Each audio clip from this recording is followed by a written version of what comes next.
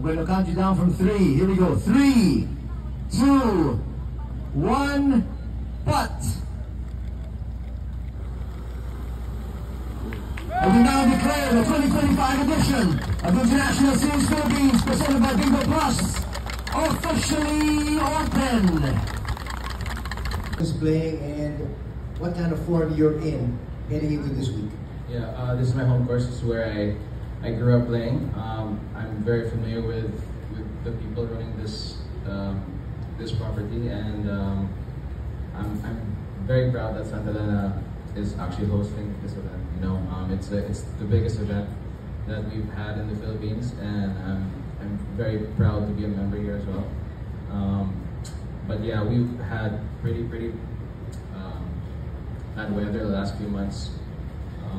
But I'm great to see what Tim and the maintenance crew have done the last few days to turn it around. And I played 9 holes Monday, and it's just night and day from when I played a few weeks ago. So I'm very happy with how the course held up. Miguel, is it a double-edged sword? Because obviously they know this is your home course, but the expectations grow.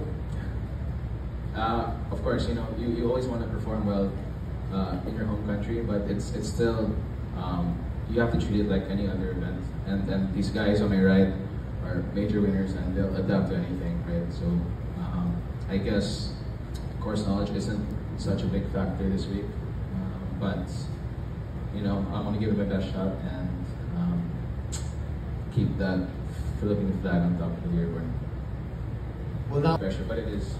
But like I said, you have to treat it like any other event, and not let the pressure break you. Of course, there's pressure. You can't really avoid it. You have to face it head on and just let it happen. You know, I've prepared well. I've done what I can to prepare for this week.